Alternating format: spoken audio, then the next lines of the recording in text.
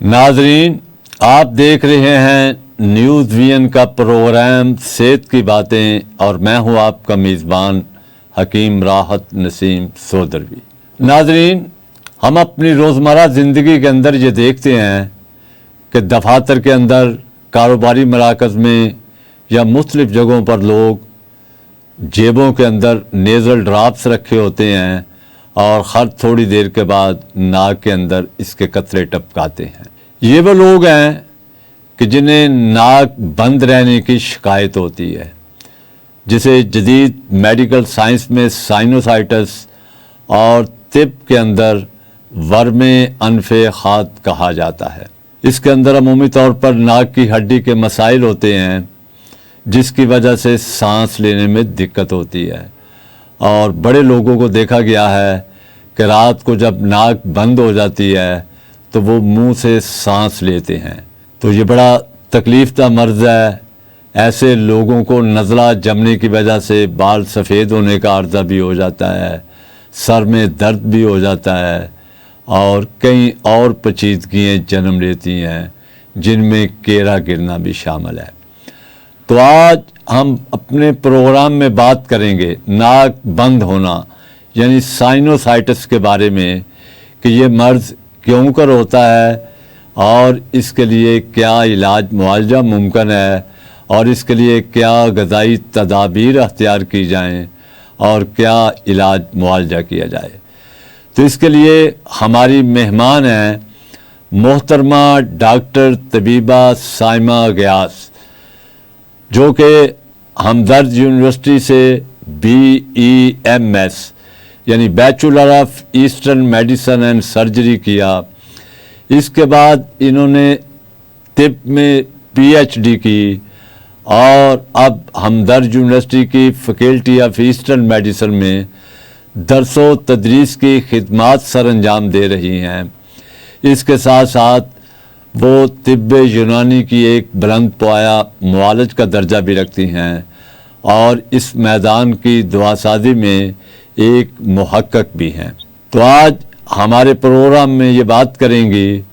सबसे पहले तो मैं डॉक्टर साहबा को अपने इस प्रोग्राम में खुश आमदीद कहता हूँ और इनसे सवाल करता हूँ कि वो हमारे नाजरीन को ये बताएं कि ये साइनोसाइटिस यानी वर्मे अनफहात ये मर्ज़ क्या होता है, किस तरह होता है, यानी जिस्म के कौन से अज़ा के अंदर वो क्या तब्दीलियाँ आती हैं जिसकी वजह से ये मर्ज़ होता है। जी डॉक्टर साहबा।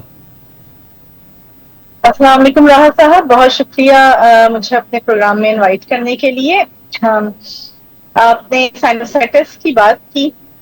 साइनोसाइटिस हमारे चेहरे में नाक के इर्द गिर्द कुछ फ्री स्पेसेस होती हैं, खाली जगह होती हैं जो कि एयर स्पेसेस होती हैं, उनके इन्फेक्शन को कहते हैं।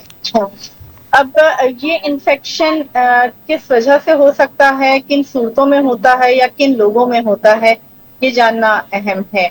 सबसे पहले तो तिब्ब यूनानी की बुनियाद मिजाज के ऊपर है।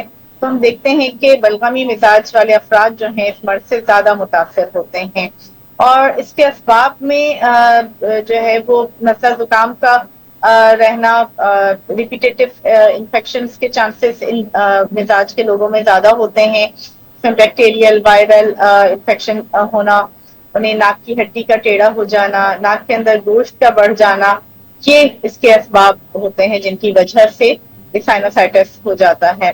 अलामात इसकी, जैसे कि आपने भी अर्ज किया, सर दर्द रहना, सर में भारीपन होना, आंखों के इर्द गिर्द, आईब्रोज के ऊपर, चेहरे पे रुखसार में, नाक के इर्द गिर्द जो है वो स्वेलिंग होना या भारीपन होना, कंजेशन होना जिसे हम कहते हैं, और जो है वो रेशे का गिरना, बलगम जिसे हम कहते हैं, बाज़ औक़ात नज़ले की सूरत में भी होता है, जुकाम भी हो रहा होता है और हलक में भी रेशा गले में गिर रहा होता है, जो कि फेरेंजाइटिस और उसके बाद जो है वो टॉन्सिलाइटिस का भी सबब बन रहा होता है। तो सबसे पहले तो हमें जो देखना चाहिए वो ये कि मरीज का मिजाज क्या है اور اس مزاج کے حوالے سے ہی اگر ہم اسے احتیاطی تدابیر خاص طور پہ جو ہے وہ سیزن کے اکارڈنگ اگر ہم کریں کہ لائف اسٹائل میں ہم جنہیں ہم اسباب ستہ ضروریہ یونانی میڈیسن میں کہتے ہیں ان کی احتیاطی تدابیر بتائیں تو اس مرض سے مکمل طور پہ چھٹکارا بھی ممکن ہے اور مزاج کے لحاظ سے بہت بہتری بھی آ سکتی ہے کیونکہ زیادہ تر یہ مرض جو ہے وہ الرجی کی صورت میں ہوتا ہے. دیکھیں ڈاکٹر صاحبہ، آج کل مطب کے مشاہدات یہ بتاتے ہیں کہ یہ مرض بہت زیادہ وقوع پذیر ہے. اکثر لوگوں کو چھینکیں آتی ہیں، ناک سے پانی بہتا ہے، سر میں نزلہ بند ہو جانے کی وجہ سے سر درد کی شکایت ہوتی ہے.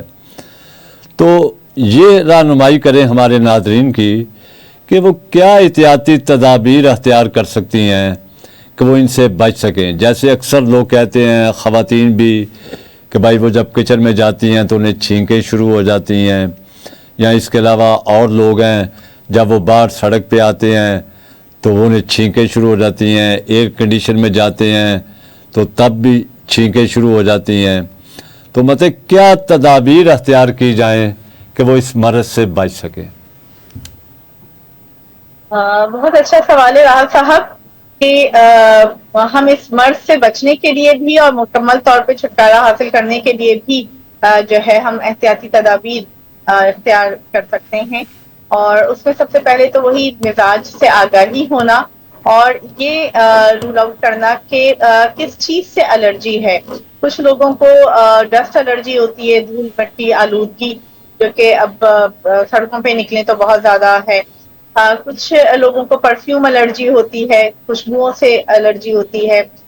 کچھ کو جو ہے وہ جیسے آپ نے کہا کہ مرچ مسالوں کی خوشبوئیں کچن میں جاتے ہی چھینکیں شروع ہو گئیں، یا صبح اٹھے منہ ہاتھ دھویا وضو کیا اور پھر پیشنٹ کمپلین کر رہے ہوتے ہیں کہ جی نزلہ شروع ہو جاتا ہے، چھینکیں آنا شروع ہو جاتی ہیں. تو ان کے لیے ضروری ہے کہ پہلے تو یہ فائنڈ آؤٹ کر دیں کہ انہیں الرجی کس چیز سے ہے اور اس کی احتیاط کر لی جائے. دھول مٹی سے اور ان سب چیزوں سے بچنے کے لیے اور خوشبویات سے بچنے کے لیے بھی جو ہے وہ ماسک کا استعمال کریں اور خود بھی ایسے پرفیومس یا چیزوں کا استعمال نہ کریں جو کہ بہت زیادہ اس طرح کی خوشبو تیز خوشبو رکھتے ہوں یا اور ایسے ایریاز میں جاتے ہوئے جب کہ وہ سفر میں ہیں یا ٹریولنگ کر رہے ہیں یا گھر میں صفائی ہو رہی ہے تو اس وقت دھول مٹی سے بچنے کے لیے، کیونکہ یہ اگر الرجی نہیں بھی ہو تو بھی کیونکہ سوزش ہو جاتی ہے ناک میں اور اس کے اندرونی جو سطح ہے اس کے اندر، تو اس کو بھی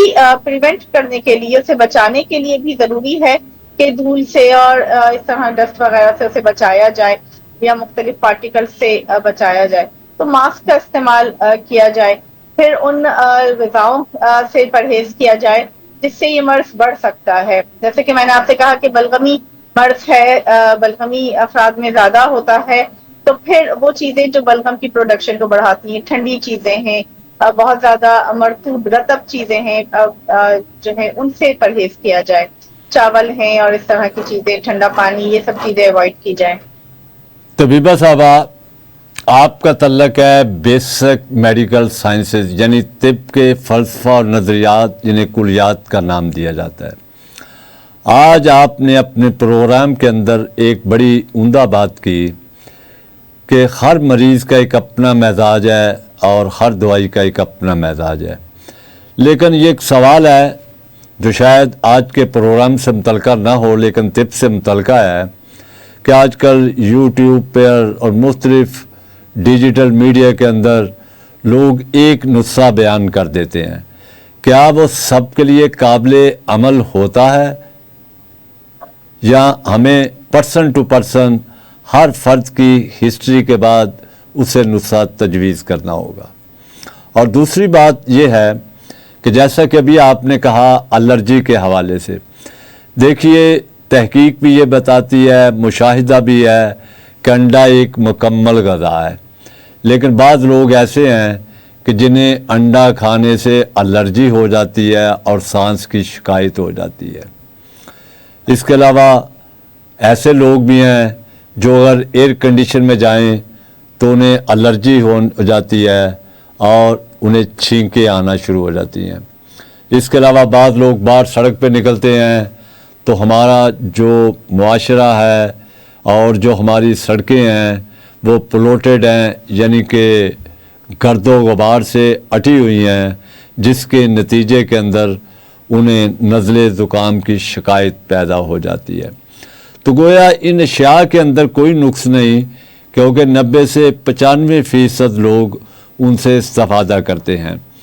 چند لوگ جنہیں یہ چیزیں نقصان دیتی ہیں، ان کے اندر باڈی میں کوئی فالٹ ہے کہ جس کی وجہ سے وہ قبول نہیں کرتی، جیسے انڈے کی بات ہوئی ہے۔ تو ایسی صورت کے اندر آپ کیا کہنا چاہیں گی؟ اچھا، بہت اچھی بات کی آپ نے۔ میں آپ کے پروگرام کے توسط سے ایک اور بات بھی مزید کہنا چاہوں گی کہ جیسے کہ آپ نے کہا کہ سوشل میڈیا کا دور ہے، تو یوٹیوب پہ اور مختلف چینل پہ مختلف سوشل میڈیا کے جو ہمارے پاس ویز ہیں، ان میں جو ہے آج کل نہ صرف حکیم حضرات بلکہ اب آج کل تو ہر کوئی حکیم بنا ہوا ہے والی بات ہے کہ ہر کوئی ہربلسٹ ہے، اور وہ جو ہے اپنی فارمولیشنز جو ہیں وہ لانچ کر رہے ہوتے ہیں، اور بڑے آرام سے جو ہے وہ بتا رہے ہوتے ہیں کہ اس مرض میں یہ دے دیں اور اس مرض میں یہ دے دیا جائے اور یہ اس کے لیے مفید ہے۔ دیکھیں، طب یونانی کا فلسفہ ہے کہ one pill is not fit for all, ایک میڈیسن جو ہے وہ ہر ایک کے لیے مناسب نہیں ہے۔ تو ہم تو مزاج کی تھیوری پہ بلیو کرتے ہیں، اور ہم دیکھتے ہیں کہ یہ ہزاروں سال سے ایک چیز ایگزسٹ کر رہی ہے اور بہت اسٹرانگ اس کے ایویڈنسز ہیں۔ تو ایک ہی میڈیسن تمام مریضوں کے لیے، تو چاہے ایک ہی مرض کی ہوں، وہ مکمل طور پر ان کو استفادہ اس طرح سے نہیں دے سکتی ہے۔ پہلی چیز تو یہ۔ دوسرا چیز یہ کہ کوئی بھی دوا تشخیص کرتے ہوئے یا دیتے ہوئے جو ہے وہ پرسکرائب کرتے ہوئے مریض کے مزاج کا بھی، مرض کے مزاج کا بھی اور اس دوا کے مزاج کا بھی خیال رکھنا بہت ضروری ہوتا ہے۔ اب آج کل جو ہم ٹرینڈ دیکھ رہے ہیں کہ ہر کوئی اپنی ایک ہربل فارمولیشن بنا کے اس کو جو ہے وہ سوشل میڈیا پہ بتا رہا ہوتا ہے کہ یہ ان امراض کے لیے مفید ہے۔ اب تک کا کانسیپٹ لوگوں کے ذہنوں میں جو ہے وہ یہ ہے کہ جی ہربل میڈیسن سیف ہوتی ہیں اور ان کے کوئی سائیڈ ایفیکٹس نہیں ہوتے۔ راحت صاحب، یہ جو ٹرینڈ آج کل چل رہا ہے، اس کا جو سب سے بڑا نقصان طب یونانی کو پہنچے گا وہ یہ ہوگا کہ کچھ عرصے میں لوگ یہ کہنے لگیں گے کہ ہربل میڈیسن کے بھی سائیڈ ایفیکٹس ہوتے ہیں، اور اس کا ریزن یہی ہوگا، جیسے آپ نے غذا کی بات کی انڈے کی، تو وہ کچھ لوگوں کو سوٹ نہیں کر رہا۔ اسی طرح اگر طب یونانی کی ادویات کی مزاج اور مرض کا مزاج اور مریض کے مزاج کو مد نظر رکھتے ہوئے نہ دی جائیں تو وہ بھی سائیڈ ایفیکٹس پیدا کریں گی، وہ ان کو سوٹ نہیں کریں گی۔ تو یہ اس میں نہ طبیب کا قصور ہوگا اور نہ ہی دوا کا۔ یہ تو پرسکرائبرز ہیں جو اس کو بنا رہے ہیں اور بغیر سوچے سمجھے سب کو الاؤ کر رہے ہیں کہ یہ دس از فار آل۔ تو ایک چیز تو یہ میں آپ کے پروگرام کے توسط سے کہنا چاہتی تھی عوام کی آگاہی کے لیے بھی، کہ ایسی کوئی بھی چیزیں جو ہیں وہ آپ بغیر مستند طبیب کے مشورے کے استعمال نہ کیجیے۔ اور جیسا کہ راحت صاحب نے کہا کہ بہت سارے لوگوں کو فوڈ الرجی ہوتی ہے، بہت سارے لوگوں کو اپنے لائف اسٹائل میں بہت ساری چیزوں سے الرجی ہوتی ہے۔ جیسے آپ نے ایئر کنڈیشن کی بات کی، تو ایئر کنڈیشن میں جاتے ہیں تو وہ انوائرمنٹل ایئر کا جو کانسیپٹ ہے طب یونانی کا، ہوا کا کانسیپٹ کہ جی ٹھنڈی ہوا سے جو ہے بلغم کی پروڈکشن زیادہ ہو جاتی ہے، غیر طبعی بلغم بننے لگتا ہے اور ان کو چھینکیں آنا شروع ہو جاتی ہیں۔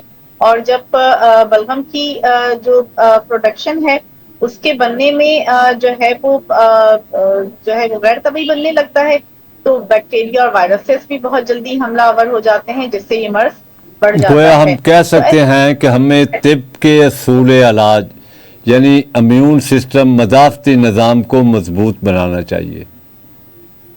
ایسا ہی ہے، ٹھیک۔ امیون سسٹم کو مضبوط بنانا چاہیے۔ اور دوسرا یہ کہ جو اس کا سائنوسائٹس کی جہاں تک بات ہے تو اس کے اصول علاج میں جو ہے وہ اس میں سوزش ہو جاتی ہے ناک میں، اس کی اندرونی جھلیوں میں، تو ورم کو کم کرنے والی دوائیں دی جائیں۔ بلغم چلی وہاں پہ ایکومولیٹ ہو جاتا ہے، جمع ہو جاتا ہے، تو اس کو لطیف کر کے خارج کرنے کی دوائیں دی جا رہی ہوتی ہیں۔ نیزل پالپ ہو اور سوزش کے لیے حکیم محمد سعید کا ایک نسخہ بہت فیمس ہے اور بہت مفید بھی ہے، بہت مؤثر ہے. ہم سبھی طبیب حضرات اس سے واقف بھی ہیں اور ہم اپنے مطلبوں میں یوز بھی کرواتے ہیں. نیم کے پتے کوئی 5 تولہ جی کے جی قریب پتے لے کے جو ہے وہ کوئی 1 سے 1.5 لیٹر پانی میں اچھی طرح بوائل کر لیا جائے اور پھر اس کو چھان کے جو ہے اس سے وضو کی طرح ناک میں جو ہے وہ پانی ڈالا جائے دن میں 2 سے 3 بار. تو اس سے نیزل پالپ بھی ٹھیک ہو جاتا ہے. خود میرے اپنے ایکسپیرئنس میں بھی یہ چیز ہے. ناک کی سوزش بھی ختم ہو جاتی ہے.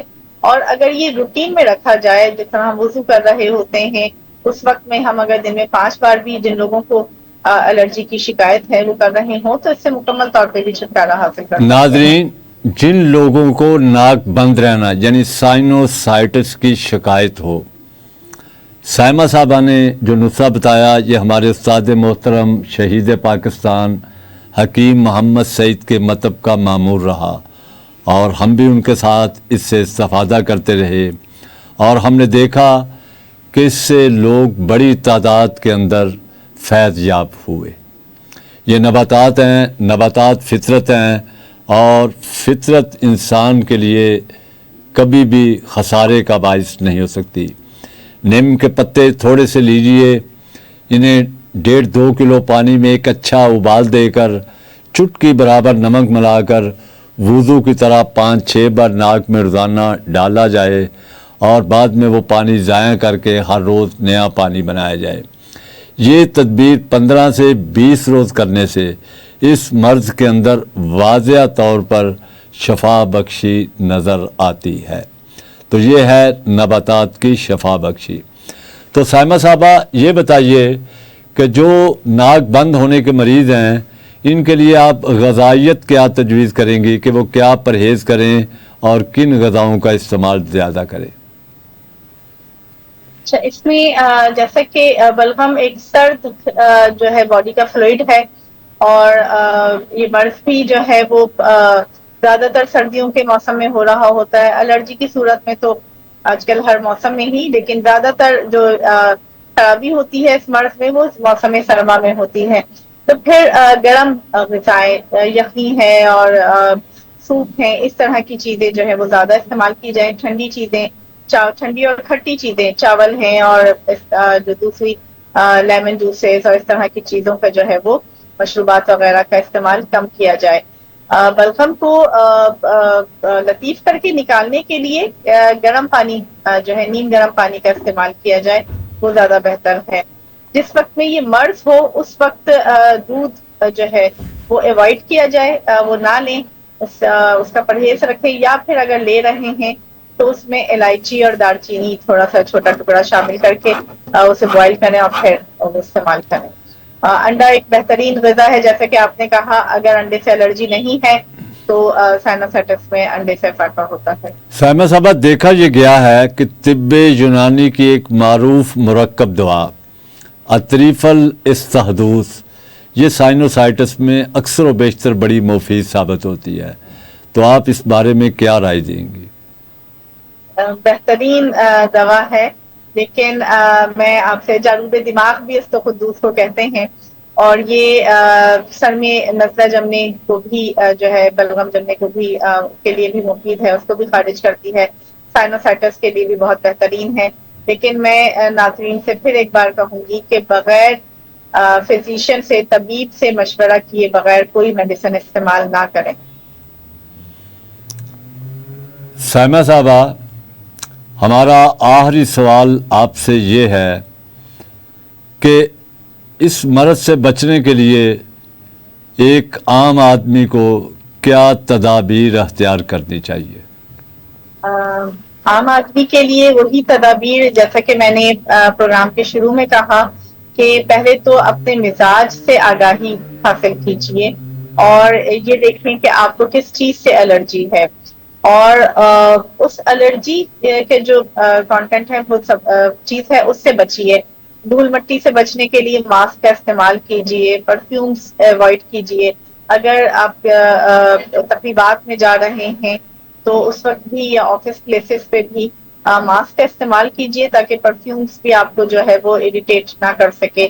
اور دوسرا یہ کہ اگر آپ کو الرجی ہے اور یہ مستقل آپ کے ساتھ مسئلہ ہے سائنوسائٹس کا، تو حکیم صاحب کا جو نسخہ ہے اسے اپنے روٹین میں رکھیے، تو وہ آپ کو افاقہ دے گا اور اس سے بچاؤ بھی کرے گا. ناظرین، ابھی آپ نے گفتگو سنی طب یونانی کی ایک معروف معالجہ یعنی معالج اور ہمدرد یونیورسٹی میں کلیات کی پروفیسر محترمہ ڈاکٹر طبیبہ سائمہ غیاث صاحبہ کی. انہوں نے بڑی ہی مفید رہنمائی کی کہ سیلف میڈیکیشن سے احتیاط کرنی چاہیے، اور طب یونانی کا فلسفہ اور نظریات یہ ہیں کہ ہر مریض اور ہر دوائی کا ایک اپنا مزاج ہوتا ہے. ایک نسخہ سب کے لیے کارگر نہیں. آج کل ڈیجیٹل سوشل میڈیا کے اوپر کوئی ہربلسٹ بنا ہوا ہے تو کوئی معالج بنا ہوا ہے، جبکہ طب کے اندر ہر فرد کے مزاج کے مطابق الگ الگ دوائی تجویز کی جاتی ہے. ایک نسخہ عمومی طور پر سب پر کارگر نہیں ہو سکتا. طب کے اندر ہر فرد کا ایک مزاج ہے، اور ہمیں یہ دیکھنا ہے کہ کس خلت کی وجہ سے، یعنی سوء مزاج کے اندر خرابی کی وجہ سے مرض نے جنم لیا، تو ہمیں علاج معالجہ اسباب مرض کے مطابق کرنا ہوگا. لیکن اس کے ساتھ ساتھ اللہ تعالیٰ نے بعض نباتات کے اندر بڑی ہی شفا رکھی ہے، اور ایک جنت سی تدابیر ہیں. جیسا کہ انہوں نے بتایا کہ ناک بند ہونے کی صورت میں ہمارے استاد محترم شہید پاکستان حکیم محمد سعید کا بھی معمول تھا، اور ہمارا بھی یہ معمول، اور ہم نے 80 سے 90% لوگوں کو اس سے شفا ہوتے دیکھا. یعنی نیم کے پتے لیجئے، کو 5-7 توڑے، انہیں 1.5 سے 2 کلو پانی میں ایک اچھا ابال دیں، پھر چٹکی برابر نمک ملا کر وضو کی طرح نیم گرم کوسے پانی کو ڈالیے. 5-7 بار ڈالنے کے بعد پانی ضائع کر دیں. ہر روز نیا پانی بنائیں. 15 سے 20 دن تک اس کا استعمال سائنوسائٹس میں بڑے اچھے اثرات دیتا ہے. تو ناظرین، اس کے ساتھ ساتھ یہ بھی ضروری ہے کہ طب کے فلسفے اور نظریات کے مطابق یعنی اسباب مرض کا علاج کیا جائے تو ہمیں مریض کی مدافعتی قوت، یعنی جسے قوت مدبرہ بدن بھی کہتے ہیں، اس کو مضبوط بنانا چاہیے. اس کے مضبوط بنانے سے کئی امراض سے بچا جا سکتا ہے، اور امراض سے جلدی شفا یاب ہوا جا سکتا ہے. تو حضرات، امید ہے کہ آپ کو ڈاکٹر طبیبہ سائمہ غیاث صاحبہ کی گفتگو سے بڑی رہنمائی ملی ہوگی. ہم ان کے شکر گزار ہیں کہ انہوں نے بطور خاص آج ہمیں وقت دیا. اس کے ساتھ ہی ہم اگلے پروگرام تک کے لیے اجازت چاہتے ہیں. خدا حافظ.